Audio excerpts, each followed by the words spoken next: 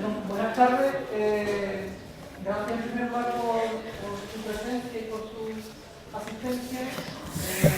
Mi nombre es Antonio Javier González y durante el año pasado fui el comisario de la universidad para los actos del centenario. Y tomo la palabra hoy, medio minuto, no más, simplemente para dar las gracias a Jesús Maestro.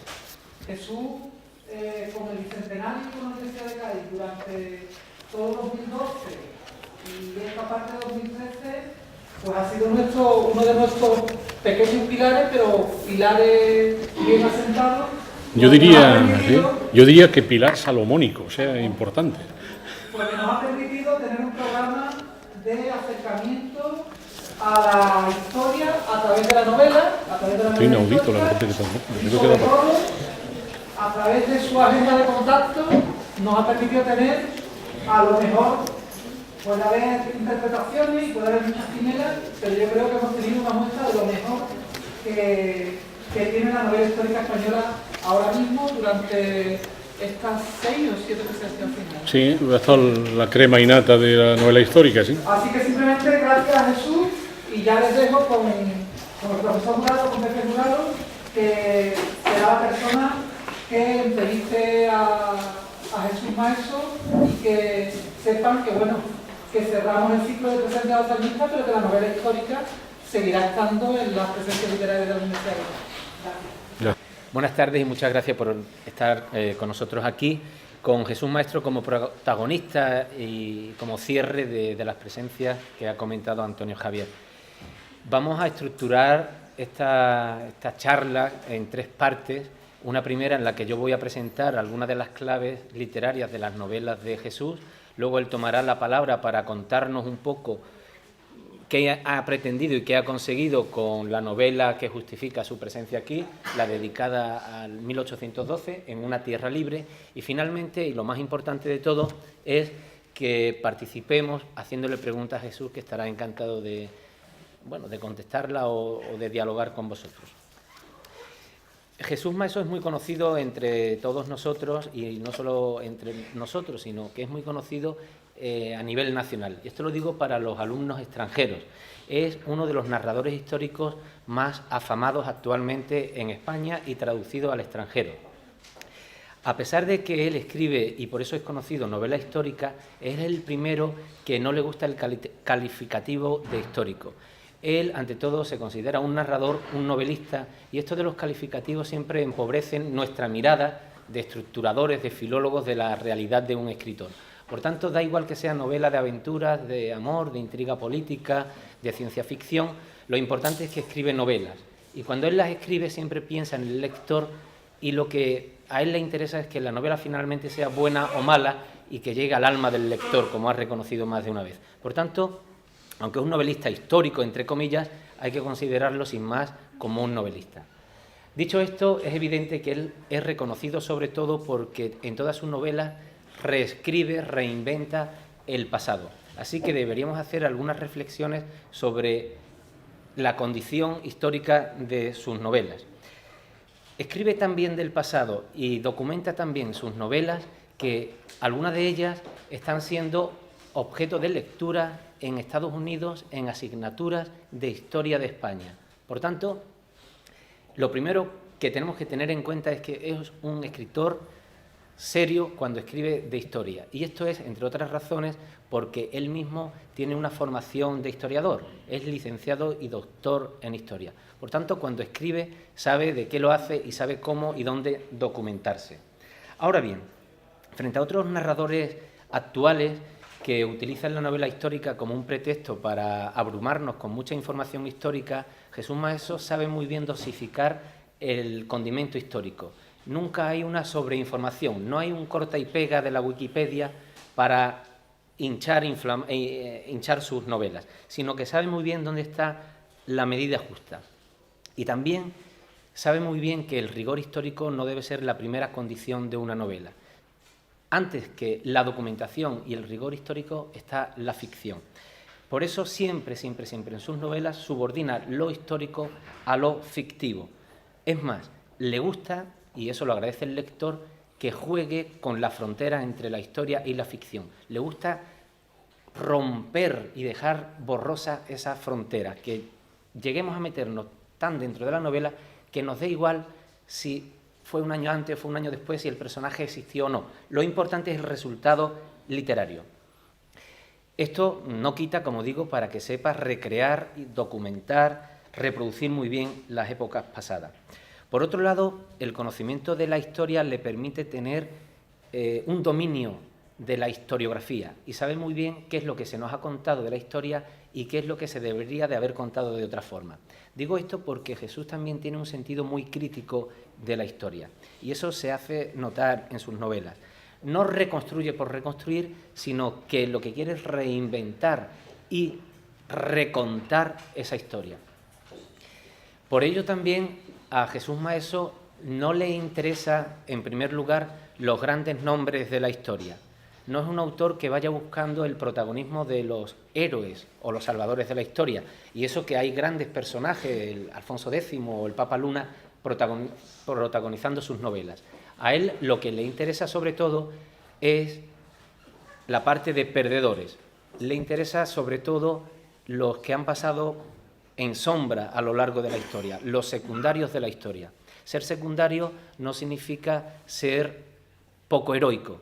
Sus novelas están protagonizadas por personajes secundarios en la historia, con mayúsculas, pero que han tenido vidas también heroicas que han servido para que progresemos. Bien, eso en cuanto a las reflexiones sobre historia y literatura.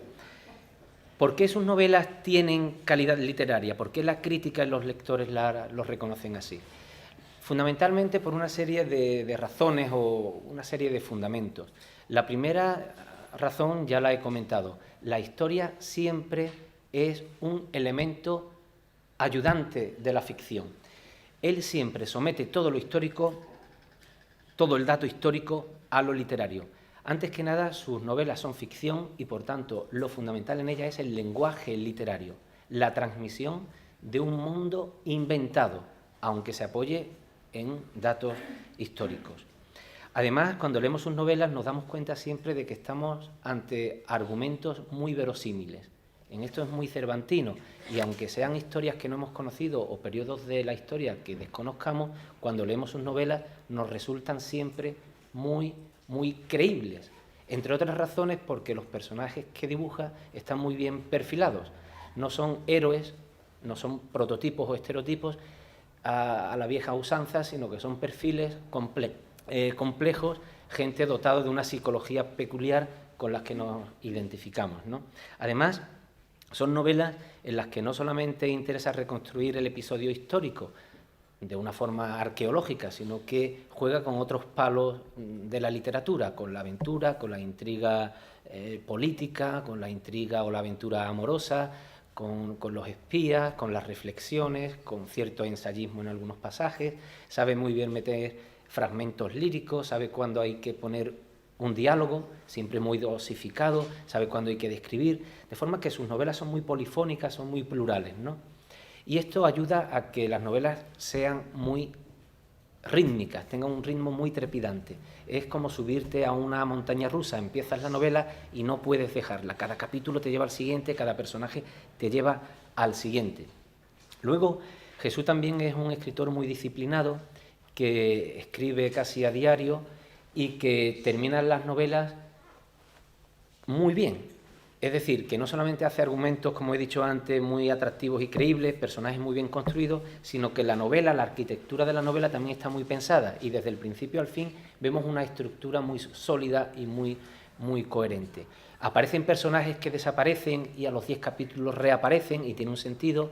Se enuncia un tema y tú crees que ha muerto en una vía que no tiene fin y reaparece 10 capítulos después.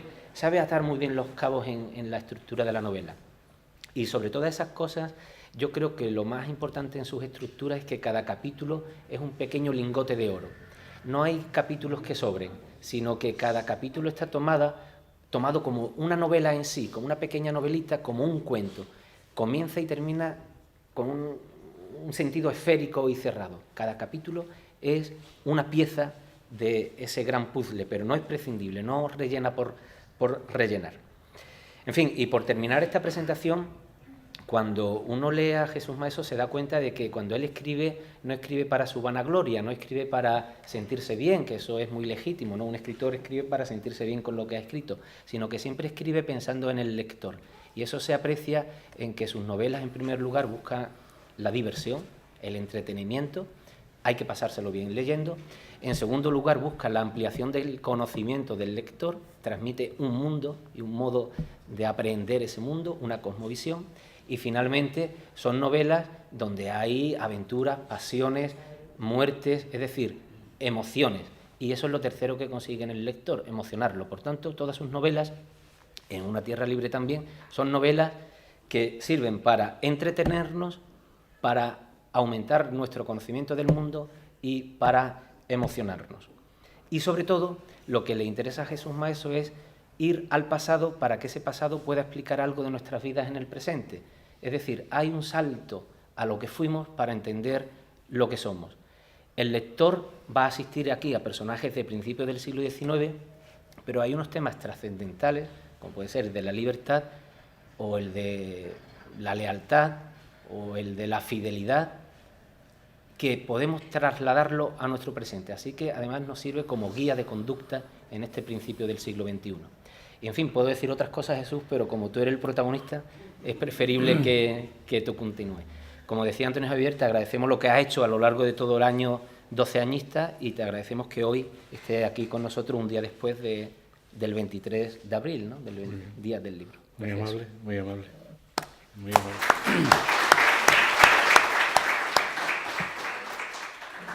Bueno, yo, francamente, después de escuchar al profesor Jurado, no sé lo que decir.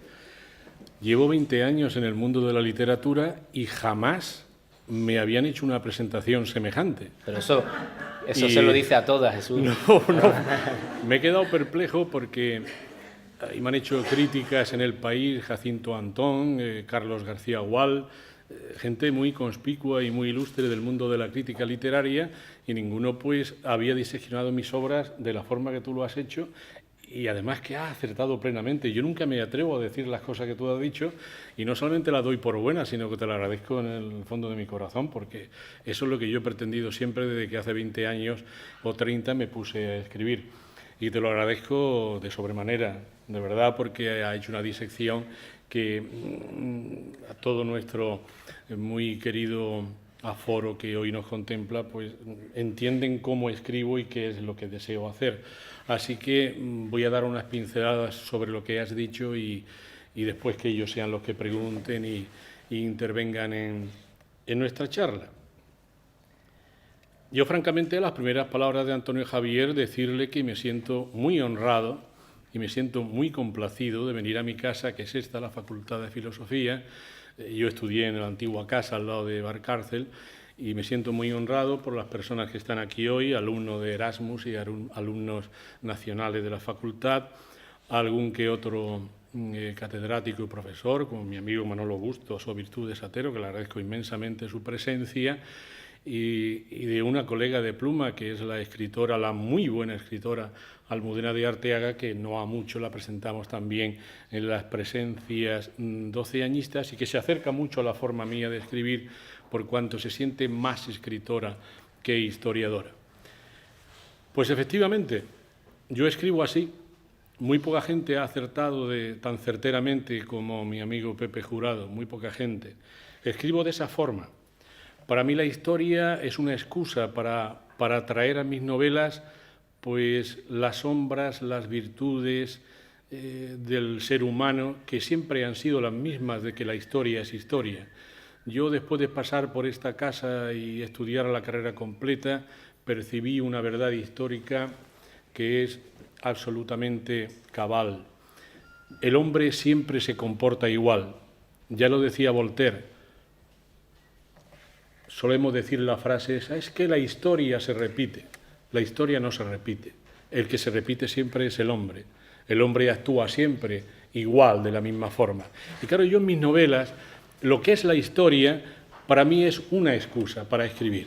Es una excusa. Y lo ha dicho certeramente Pepe, lo ha dicho de una forma, con una claridad meridiana. Para mí, la historia es un escenario donde yo pongo mis personajes.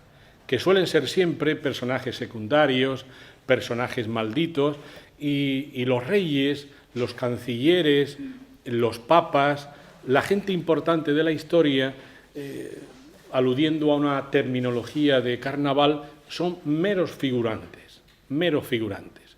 Precisamente el personaje más importante o los más importantes de esta novela sobre las Cortes de Cádiz, pues un marino liberal de aquella época, una bailaora de la calle de los Flamencos, hoy Argantonio, muy cerca de Columela, y es que la escribí hace ya 4 o 5 años, apenas si me acuerdo, y gente muy normal de la calle. Bueno, también Tellez, que era un músico que tocaba con su vihuela por todas las esquinas de Cádiz.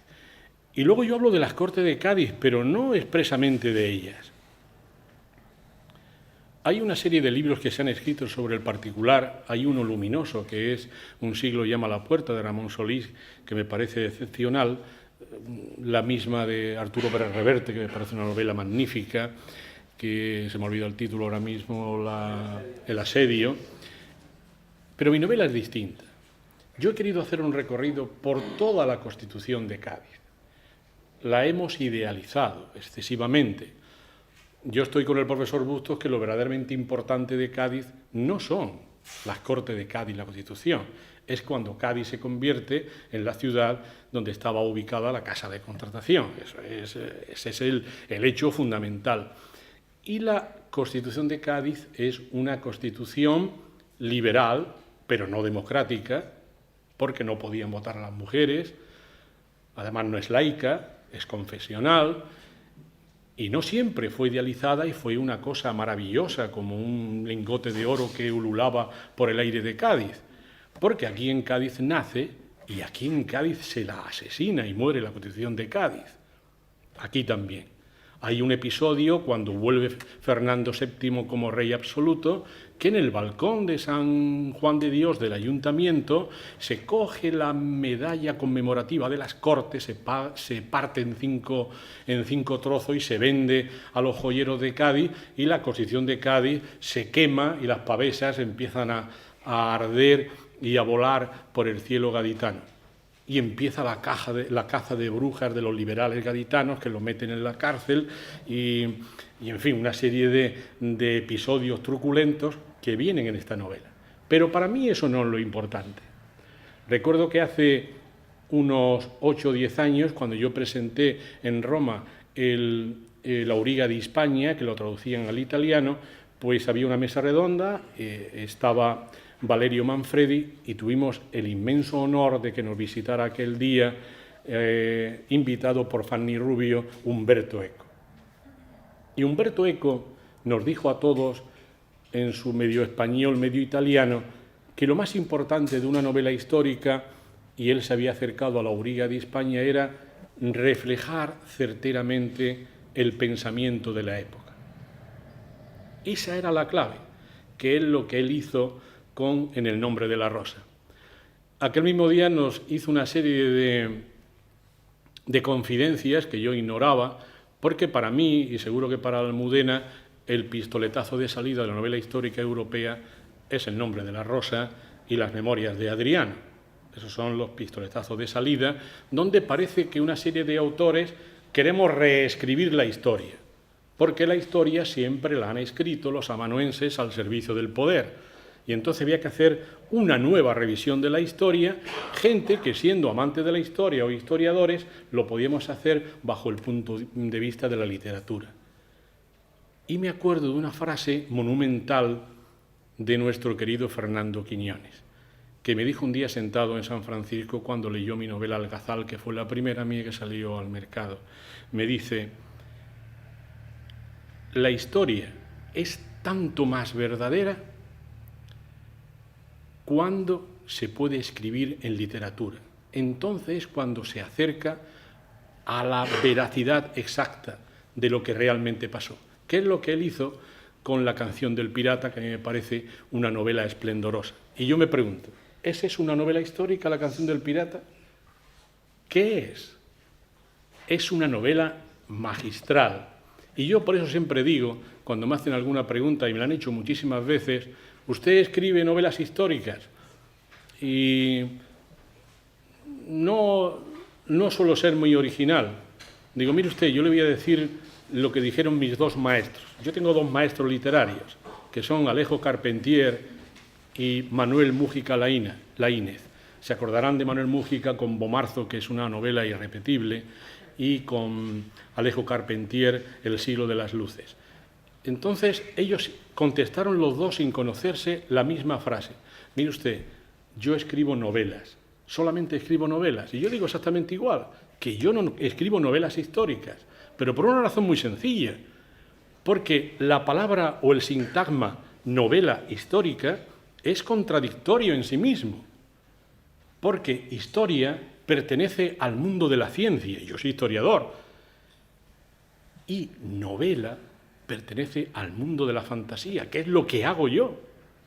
Yo me imagino historias en otro tiempo, porque me es muy glamuroso escribir sobre la corte pontificia de Aviñón, sobre la Roma imperial, la Córdoba califal, el París de las Cortes de Cádiz.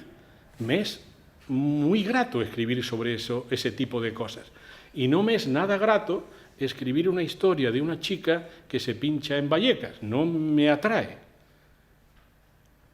Cada escritor tiene una forma o tiene un objetivo o escribe por algo. Juan Eslava me decía que para que lo quieran, para que lo amen. Una cosa muy graciosa y muy propia de Juan Eslava. Yo tengo la mía. Yo cuando era joven era inmensamente feliz leyendo. Inmensamente feliz. Es lo que más placer me causa en el mundo. Porque es una experiencia muy cercana al amor o al acto sexual, es así de cercana. Y yo me lo pasaba muy bien. Y quiero que mis lectores, y son muchos, aquí y fuera de aquí, pues se lo pasen muy bien leyendo. Y si encima aprenden historia y se dan cuenta que la historia pues no hace nada más que ser muy parecida a lo que pasó en las Cortes de Cádiz hasta aquí, pues miel sobre hojuelas. Y ese es mi criterio. Por eso cuido siempre, y mi amigo Daniel, que está aquí en esta sala y recoge periodísticamente el acto, que también es crítico literario, lo escribía él. Dice, aparte de tener unas tramas verdaderamente fascinantes, lo decía porque es amigo mío, cuida el lenguaje, que lo hace de una forma hermosa, estética. Eso es lo que yo hago siempre. Muestro mi sensibilidad para que coja mi novela, pues goce de ese placer de la lectura que parece ser que se ha perdido. Hace una hora le estaba dando yo una charla a los alumnos mayores de San Felipe Neri del colegio y les decía, es que vosotros sois la generación de las 3 pantallas. Estáis todo el día con la Nintendo, primera pantalla, todo el día con el móvil, segunda pantalla, y luego cuando sobra un poco de tiempo con la televisión. Parece que no tenéis otro mundo que el de las pantallas, y existe otro mundo.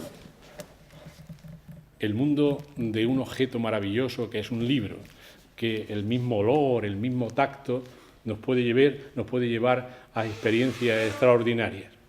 Y eso es lo que yo pretendo, con toda mi humildad, y parece ser que a mucha gente le gusta, lo cual pues me agrada muchísimo. Agradezco vuestra presencia, le agradezco las palabras a Pepe y me someto al tercer grado de todo lo que queráis preguntarme, si es que queréis. O tú mismo me vas a preguntar. Yo mismo también te puedo preguntar, pero a buen seguro hay preguntas y si hay un momento en que no hay ninguna, yo ya te hago... Yo tengo aquí un amigo que se llama Fernando Álvarez, mente inquisitiva donde la sabia, que seguro que tiene una para mí. También. ¿Quién comienza haciéndole alguna pregunta a Jesús? Señor Melero. Ha dicho usted novela e historia, que las separa, he entendido esto, pero que ciertamente, y usted lo demuestra en sus escritos, hay una relación muy entrañable, ¿no? En la cual se puede trasladar otro tipo de ensayo.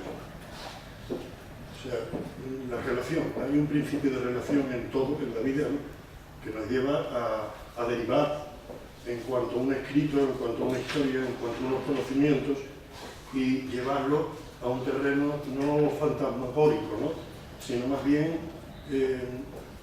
imaginario, no sé cómo decirlo, pero que entrañe con una realidad. Es decir, no es una fantasía, no es una epopeya imaginaria, ¿no?, lo que leo en sus libros, algunos que ha caído en mis manos, ¿no? Y ahora, con lo que ha dicho, pienso pues, que ese principio de relación quizás me atrevo a decirle, no sea usted muy consciente de esto, ¿no? Ha llegado a separar esto, ¿no?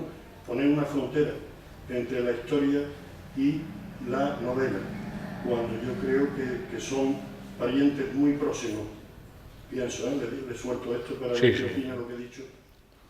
¿No he dicho una barbaridad? No, en absoluto. No. Sí, te puedo contestar perfectamente. Yo es que prefiero que me conozcan como novelista o como escritor que como historiador. Cada uno piensa...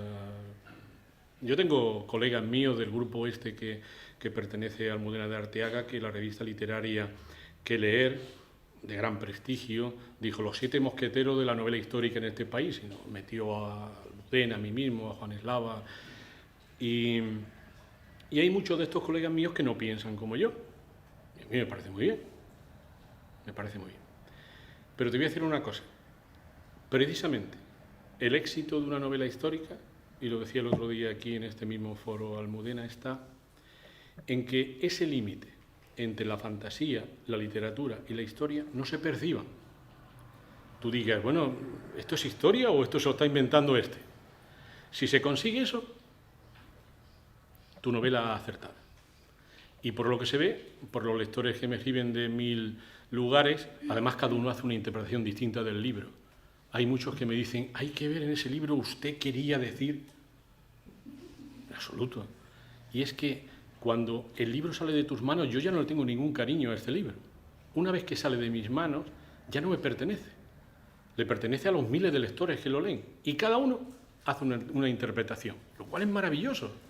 Tú entras en otro mundo, entras en otra esencia, en un mundo paralelo. Por eso se es tan feliz cuando se lee, porque te va desde la realidad y entras en otro mundo. Entonces yo creo eso, que cuando consigues que el limes entre fantasía, historia y demás, y literatura se difumine y no se perciba, entonces has conseguido una novela exitosa. Y yo estoy encantadísimo de escribir novela histórica, por lo que te he dicho antes, que me parece mucho más glamuroso que lo anterior.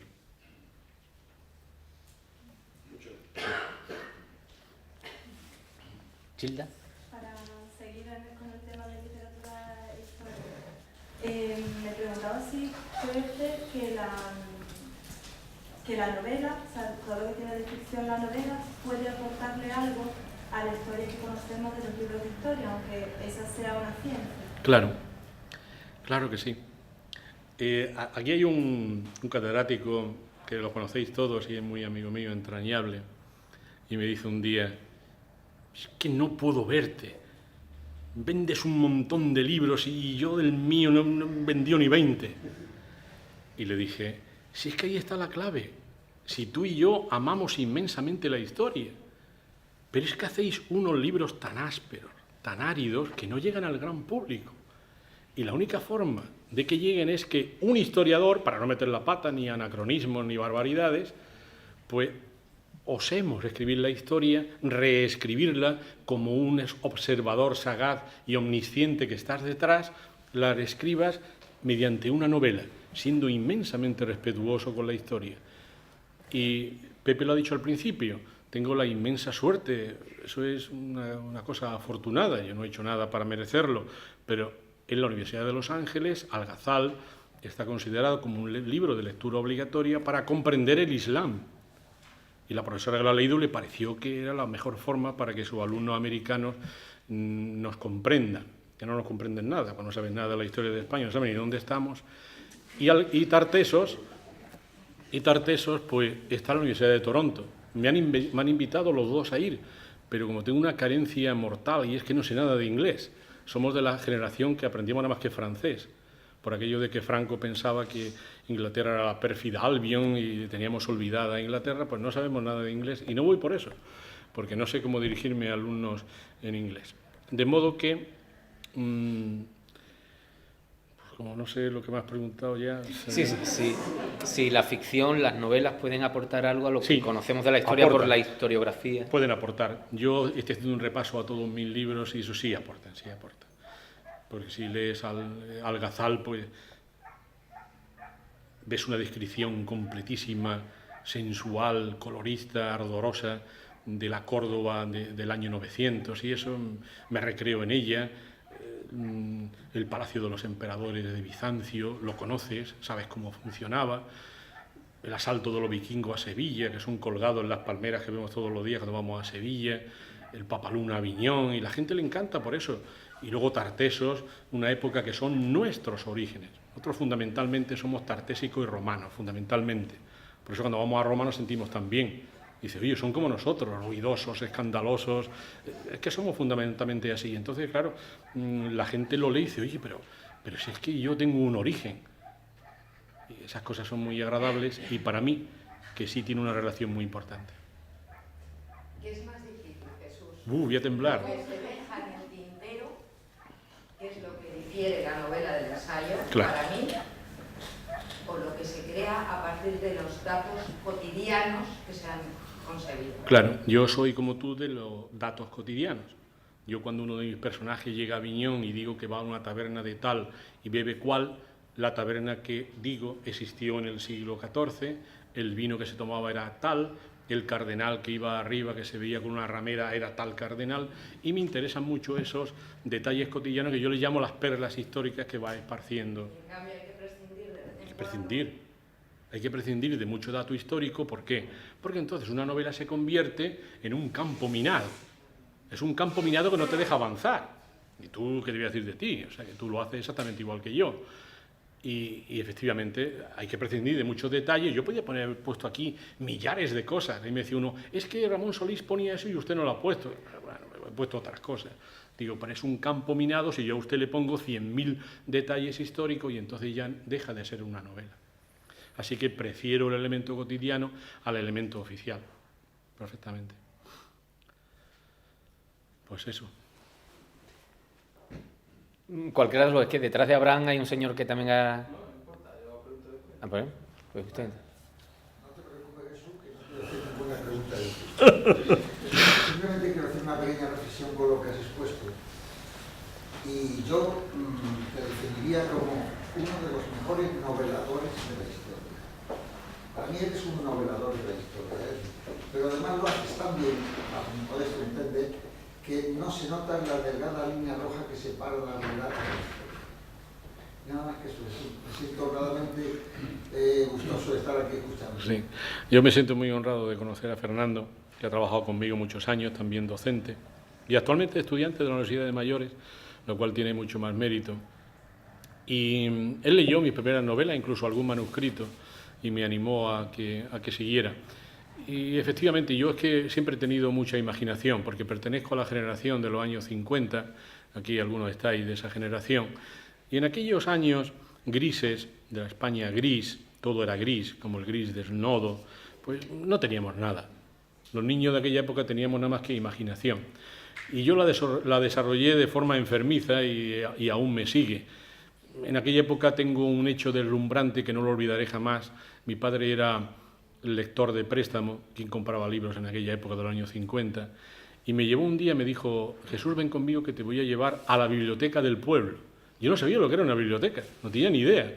Tenía 7 u 8 años. Recordarán los viejos del lugar que en las casas nuestras había unas bombillas que eran amarillas, porque claro, la luz eléctrica no funcionaba muy bien.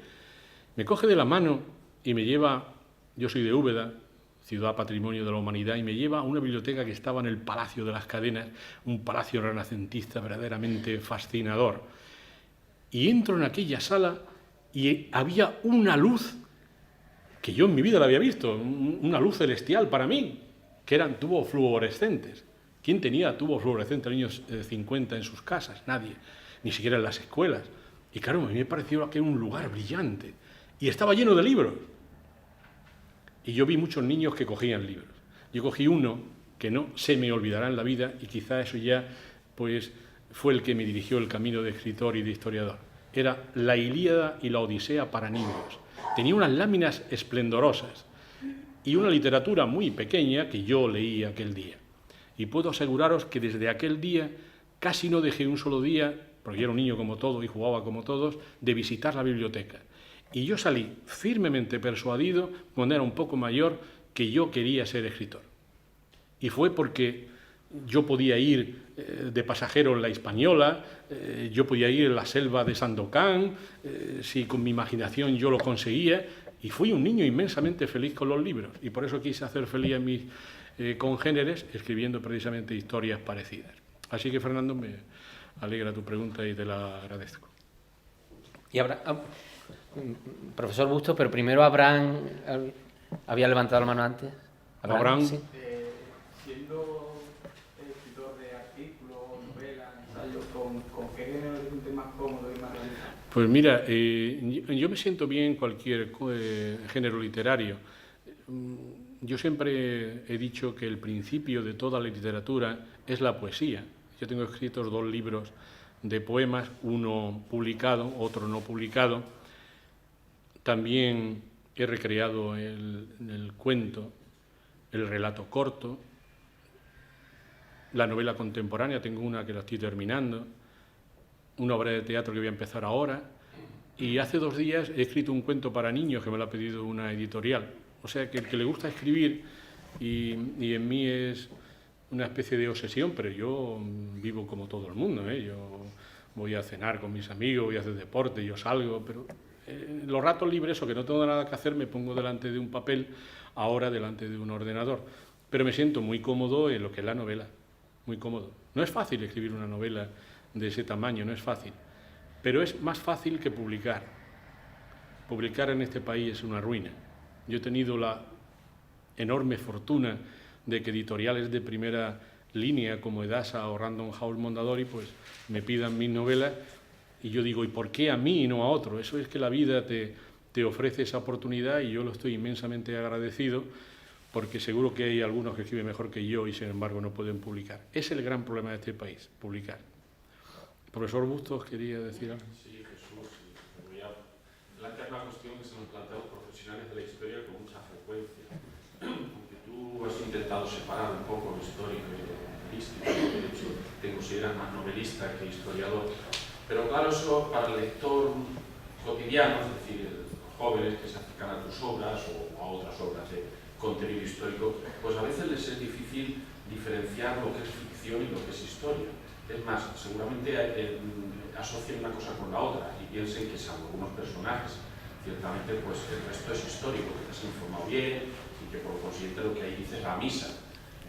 Claro, eso a nosotros nos crea un problema muy gordo, porque es que luego tenemos que de alguna forma quitar todo ese presentismo, indudablemente hay en las obras, en la literatura histórica hay presentismo porque hay que no pertenecen por tanto a la época y que sin embargo el lector lo asocia con la época. Y tenemos que hacer una labor de discernimiento a veces delante del alumno para decir, bueno, eso sí, pero esto no. Yo, de hecho, en una ocasión, quiero recordar un año que les mandé a los alumnos que cogieran y que una novela histórica, la que de su preferencia, y que basándose, o sea, fundamentándose en la historia, porque sabíamos de historieros sobre esa época, que tratasen de ver qué había de ficción y qué había de historia. Precisamente por eso, pues el problema que te estoy diciendo. ¿Cómo ves esta cuestión? Pues mira, no, te voy a contestar haciendo alusión a lo que antes he mencionado de la revista Que Leer. La revista Que Leer, hace unos 10 años o algo así, ¿no? Almudena y yo teníamos 3 novelas o 4 en el mercado. Tuvo a bien de decir que los 7 mejores novelistas históricos de este país pues eran este y el otro.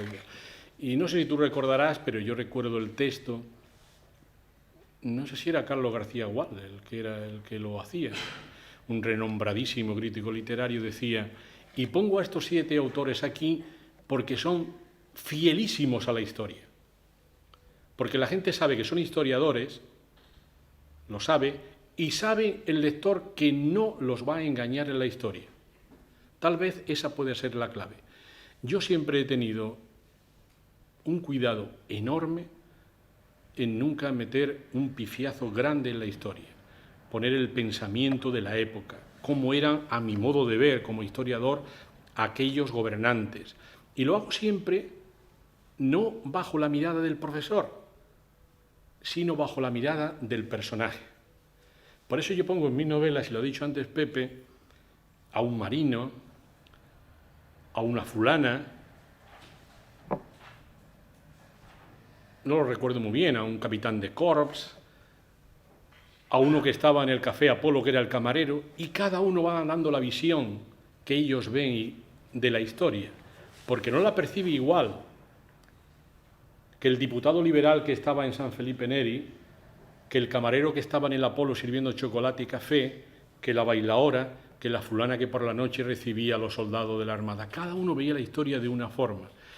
Y claro, eso requiere un gran conocimiento de la historia, y yo me fijo mucho en las personas y me doy cuenta cómo funciona una persona del pueblo llano, cómo funciona un clérigo, cómo funciona un noble, y claro, modestamente pues intento que cada uno dé la visión de la historia. Y luego está el juez inapelable, que es el lector. Es el que al final dice, bueno, pues sería así, seguro, porque este hombre veía de esta forma, siendo la época tal, y quizá nos acerquemos. Pero yo, como tú y como algunos de tus alumnos, he leído algunas novelas que no hacen un daño terrible a lo que escribimos la llamada novela histórica oficial, que sin saber historia meten unos pufos que yo digo, bueno, pero ¿cómo se puede escribir novela histórica o pertenecer esta novela a la colección de novela histórica de Grijalbo, cuando dice unas barbaridades enormes? Y sobre todo gente muy conspicua. Noah Gordon dice, llego a Zaragoza y me sorprenden las montañas nevadas de la ciudad. Y digo, yo he ido a Zaragoza 1000 veces y yo jamás he visto una montaña nevada. Ni el cantero de los Pilares de la Tierra lo veía decir una serie de cosas que eran propias de un personaje de la Ilustración. Estaba hablando exactamente igual que Diderot o d'Alembert. Digo, pero si en la Edad Media nadie había pasado del umbral de la libertad, ¿cómo este hombre habla de esa forma? Ahí están los errores. Así que estoy contigo realmente, que habrá novelas que destripan la historia y me la machacan, y luego gente que somos muy, entre ellos Almudena y yo, que somos enormemente cuidadosos con el hecho histórico, hemos estudiado toda nuestra vida historia y creo que no le hacemos ningún mal. Nuestro común amigo Alfonso Franco me decía, he leído tu Papa Luna, que por cierto no aparece nunca el Papa Luna. El Papa Luna no es un personaje de la novela. El Papa Luna es... se estudia en la novela o aparece de 7 cartas que él escribe y encardinan toda la novela. Y lo de las cartas me ocurrió una anécdota curiosísima que la voy a contar porque es absolutamente verídica y algunos la conocen. Estaba yo un día dormitando, porque eran las 4 de la tarde, en casa, en el sofá, y suena el teléfono, lo cogí porque tengo un padre muy mayor, digo, a ver si es que me van a llamar por algo. Cojo el teléfono y aparece una voz muy meliflua, propia de la Santa Madre Iglesia. Dice, buenas tardes, soy el secretario de Monseñor Elías Yáñez, el arzobispo de Zaragoza. ¿Querría usted hablar con él? Yo, ante tan eximia persona, dije, pues claro que sí, claro, ¿cómo no voy a hablar yo con...? Bueno, pues pásemelo. ¿Para qué? Dice, es que le va a comentar algo de su novela, El Papa Luna. Muy bien. Yo me puse un poquito inquieto porque, claro, semejante autoridad, y con el Papa Luna podía haber metido una pifia de las que tú dices que suele haber en la novela histórica, y las hay. Coge el teléfono, Monseñor Elías Yáñez, del cual me hice amigo luego, porque estuve en Zaragoza y fui a visitarlo. Dice, por favor, he citado en uno de mis sermones una de las cartas del Papa Luna. Dice, evidentemente esas cartas usted las habrá buscado en algún archivo aquí en Zaragoza, o de la Corona de Aragón, el Palacio de la Jafería. Digo, no, me las he inventado. Bueno, hubo 20 segundos de eso de silencio absoluto y total. Digo, arre mi madre, ya me la he cargado. Este me va a decirme cualquier burrada, usted es un hereje, usted es un blasfemo. Y dice, eso no es posible. Ese vocabulario y esa forma de pensar de la Iglesia, esa es propia de un clérigo del momento. Digo, ahí está la clave, monseñor, ahí está la clave, del momento. Yo soy historiador y he estudiado el momento. He leído mucho sobre Benedicto XIII, me pareció un personaje excepcional, me metí en su alma y al meterme en su alma he podido hablar por su boca. Bueno, pues eso es inconcebible. Bueno, ya el hombre estuvo hablando y cuando fui a Zaragoza estuve viéndolo. Y el hombre pues se hizo muy amigo mío, decía que era imposible que alguien que no perteneciera al mundo clerical y mucho menos al mundo medieval hubiera escrito aquello. Bueno, yo lo concebí como un halago y dicho por tan eminente eminencia, pues doy por buena el Papa Luna, que según nuestro común amigo catedrático de aquí de medieval, que tú y yo queremos mucho, dice, te has inventado un nuevo Papa Luna. Dice, pero debió ser así. Así debió ser. Un personaje muy denostado de la historia, que yo lo dulcifiqué y lo presenté en mi novela como un personaje excepcional que no tuvo la suerte del momento, porque entonces la política de Roma se hacía por la política de los reyes y decían un papa aragonés, siendo Aragón la gran potencia del Mediterráneo, es mucho.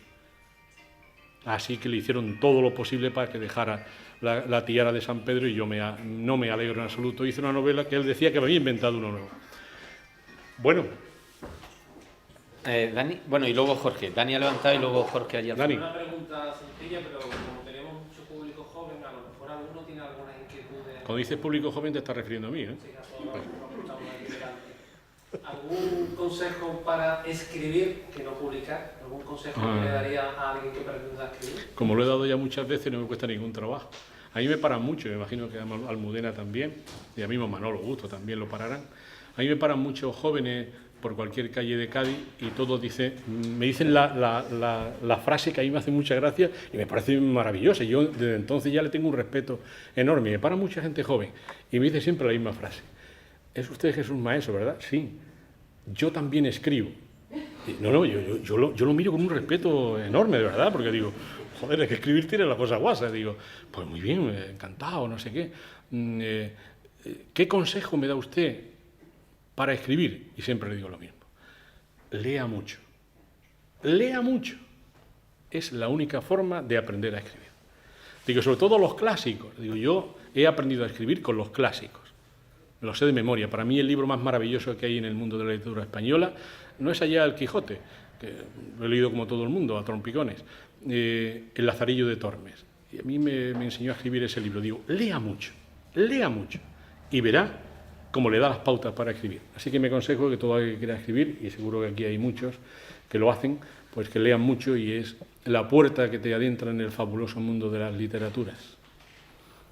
Y Jorge, tú quieres también preguntar. Bueno, yo iba a hacer una pregunta, pero ahora que acabas de responder voy a hacer otra. Otra. Al hilo de lo que has dicho de la lectura. Como escritor, ¿cuál es su procedimiento a la hora de trabajar? Es decir, la documentación, la lectura, la reflexión, un esquema previo, una arquitectura de la novela. Sí. ¿Cuál es el procedimiento que se usa para...? Pues te lo voy a decir. Como es novela histórica, entre comillas, primero hago una profunda, diría yo, que información de arquitectura histórica. Y me suelo ir a los sitios, no a todos. Yo, por ejemplo, en la segunda novela de La piedra del destino, pues a Escocia fui después y no antes. Dentro de unos meses sale La caja china, que es sobre la China y no he ido, pero voy a ir con mi editorial después. Y así mucho y no voy. Pero claro, hay una información maravillosa en los libros. Yo he viajado a través de los libros toda mi vida. En la época mía de estudiante no teníamos un duro, ahora tampoco tenéis, pero tenéis más facilidades.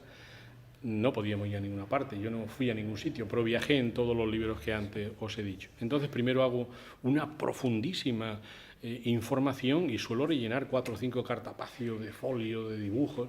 Humberto Eco, por ejemplo, de la abadía aquella, me parece que hizo 2 centenares de dibujos, él, manuscritamente. Curiosamente, él le puso el nombre de Crimen en la abadía. Fíjense qué título más vulgar. Y fue precisamente la editora de Random House Mondadori, de mi editorial, quien le dijo, no, vamos a cambiarle el título, vamos a poner En nombre de la rosa, porque al final Atso de Mel le dice a Guillermo de Baskerville, no sé, y su nombre era La rosa, y por ahí lo sacan, que es un poema de Gertrude Stein, que luego lo canta Mecano en una canción, Una rosa es una rosa, pues de ahí viene eso. Y una vez que he hecho eso, empiezo ya a hacer mi andamio en mi cabeza. Cuando voy pasando por la playa, cuando estoy en algún sitio que estoy aburrido, empiezo a hacer ya la arquitectura en mi cabeza. Y para mí eso podía ser lo más difícil, lo más difícil. Y luego ya, como decía en un principio, que tengo esa enfermiza imaginación, empiezo a escribir y para mí eso es lo más fácil. Y relleno 600, 700 páginas, tengo que pararme, porque si no las novelas podían tener 900. Así que mucha documentación, pergeniar en la cabeza el andamio de la novela, y luego ya lo otro, que es lo que tengo un poco de facilidad, porque hay otros que yo estoy viendo aquí, amigos míos, que son maravillosos en otras manualidades de la vida, pues lo mío es imaginar, y ahí no me cuesta ningún trabajo. A mí el oficio de novelista, ningún trabajo. No lo digo como una virtud, lo digo que no me cuesta. Y ese es mi proceso, 1, 2 y 3, documentación, pergeniar, escribir. Me lo paso muy bien. Muy mal cuando corrijo. Cuando me dice la editora, bueno, ahí van las galeradas, corrige el libro. A mí eso ya es que me parte, porque es que resulta que ya la has leído 1000 veces la novela y vuelta otra vez. Creo que a Almudena le pasa igual. Dime, Mila. En relación precisamente a eso, ¿cómo quitas la paja? ¿Cómo dices, a ver, este tema, lo que estabas ahí hablando antes, lo que se queda en el tintero, ¿lo revisas mucho? La reviso 8 y 10 veces. Y no me cuesta, no me arrepiento de dar tijeretazo o borrar en absoluto. Digo, este dato es muy bonito, afuera. Yo pienso siempre en el lector. Digo, el lector no tengo yo ningún derecho a mortificarlo. Pero que me imagino que eso, que lees una primera página y corrige, Sí. Porque nunca estarás satisfecho. Nunca. Ahora tienes que parar una vez, Sí, porque si no paras, entras en la locura. sí. Te vuelves un majara absoluto. Y ya cuando ya la corrijo 6 veces, digo, hasta aquí hemos llegado. La largo. Y por eso ya no les tengo ningún cariño. No los amo. ¿Y tienes, Jesús, lectores de confianza a los que le das el manuscrito antes de publicarlo? Sí. Dani Heredia ha leído un par de mis novelas y me suelen dar una serie de consejos bastante curiosos. Sí. Tengo siempre... Fue un consejo de Juan Eslava Galán que dice, tú siempre déjasela a alguien que sea un gran lector más que otra cosa. Y siempre se la dejo a un gran lector, si es versado y tal, pues mejor. Y me dan siempre unos consejos muy certeros. Sí. No, sobre todo lo que tú dices, que llega un momento en que tú ya la mirada ya no ve más. No tiene objetividad. Llega un momento ya en que, y las detesto, las odio, y ya lo que quiero es que alargarlas y que las publiquen. ¿Alguien del fondo que quiera preguntar? ¿Vosotras allí? Mira, esta es una estudiante alemana. ¿Alemana? Sí. Ha dicho que... He escrito una novela sobre Alemania, sobre la orden teutónica. Sí, el lazo púrpura. Si hubiera traído una... Bueno, la daré un día a Pepe para que te la dé.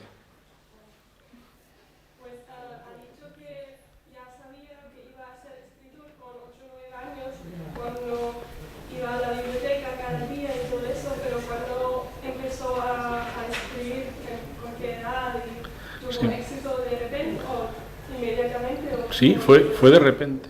Bueno, yo empecé a escribir cuando era pequeño. En bachiller tuve un cura que fue el que me alentó, leyó una redacción mía y me dijo que debía de seguir adelante, pero yo desde pequeño siempre quise ser escritor. Discúlpenme mi petulancia, pero es que siempre quise. Quiero deciros con esto que si vosotros o alguno de los alumnos que están aquí pretenden serlo, si os lo proponéis llegáis. Y luego tener la suerte que yo tuve, con 30 y pico años, terminó la carrera de Filosofía y Letras aquí en esta facultad. Ya creía que estaba suficientemente formado con todas mis lecturas y demás, y dije, ahora voy a empezar a escribir. Y cogí la primera novela, El Gazal, y con una osadía enorme, sin ser nada conocido, no me conocía nadie, ahora que me conozcan tampoco mucho, pero bueno, un poquito más así, pues lo mandé a Barcelona a la editorial Edasa, que es una editorial internacional. Y a los 10 días tenía un contrato y 2 billetes de avión para ir a Barcelona. Pero eso le puede ocurrir a uno, pero luego se quedan en el camino muchísimos tan buenos como yo o como cualquiera. O sea que tuve un afortunado golpe de fortuna que no todo el mundo tiene. Y le estoy muy agradecido al mundo de la literatura, de verdad, porque soy yo y no otro. Y me siento muy honrado, pero la vocación fue desde muy pequeño. Luego esa primera novela, lo digo por primeras novelas, ¿no?, que es lo que puede tener aquí la gente, tuvo la fortuna de ser finalista del Ateneo de Sevilla. Sí. ¿Un premio a una primera novela también es un respaldo necesario hoy día? Fue el respaldo, porque yo tuve la picardía de cuando envié el libro en un sobre, metí una página del diario de Sevilla o el ABC, en la cual ponía que había sido finalista del Premio Ateneo de Sevilla. Y claro, cuando el lector de Edasa vio aquello, dijo, oye, cuando ha llegado a finalista no debe ser tan mala, vamos a leerla. Sí, fue un golpe de suerte. Después ya he tenido otra serie de premios, como Almudena, que ya lo han dado de espaldarazo. Hombre, ha conseguido el premio Caja Granada de Novela Histórica, que es el premio con más prestigio en el panorama nacional, ¿no? A la cúpula del mundo, ¿no? Sí. Y esta misma novela, el año pasado, fue también premio de las letras de un programa cultural, El Público, de Canal Sur, ¿no? Así que desde aquel momento hasta este ha tenido otros premios, Sí, como tú sí. dices, ¿no? Luego lo que pasa es que los premios no os fiéis de ellos, porque luego Hacienda se lleva la mitad. Es tremenda, Hacienda te pega unos destacazos a los escritores, yo no lo puedo explicar, de verdad, ¿eh? No, y van sobre los derechos de autor, que no es un dinero que te den. Exactamente. Es un anticipo de los libros que... Un anticipo de los... No es un premio. O sea, nos maltratan cruelmente. Si no fuera porque luego tienen la satisfacción Eso de... sería también, yo creo, muy enriquecedor que lo contéis, ¿no? Porque el alumnado a lo mejor no lo sabe, lo de el premio como adelanto de lo que vendas, ¿no? Sí, así es. Lo hacen como diciendo, oye, te damos el premio, que era un premio muy cuantioso, porque eran 200.000 euros, que eso está muy bien. Pero dice, es a cuenta de lo que vendamos, ¿eh? Luego no te dan un duro la editorial. Y claro, luego la editorial también con los escritores, para que lo sepáis, pues no son honestos con nosotros. Dicen que has vendido 5.000 cuando has vendido 15.000. Como eso no se puede demostrar nunca, ¿no? Y te dan la parte del loro, te dan muy poco. En este país escribir es llorar y nadie vive de la literatura. Todos tenemos otra profesión. Yo era profesor y de eso he vivido toda mi... Esto es un complemento importante. En literatura viven dos. Arturo Pérez Reverte y otro par de ellos, lo demás nadie. Lo demás nadie. Pero da las satisfacciones de conocer a gente muy curiosa del mundo de la literatura. Yo conozco a todos los escritores, los grandes escritores de este país, que me los encuentro en la Feria del Libro, a personas como Almudena, eso que es gratísimo conocerlos, son personas muy humildes todos. Precisamente él escribe libros de muy casa e importancia, que su influencia no pasa de las puertas de tierra, son los que más pavonean sobre que soy escritor y tal, y luego los que escriben grandes obras, que las traducen y eso, pues son gente muy humilde, yo los conozco a todos.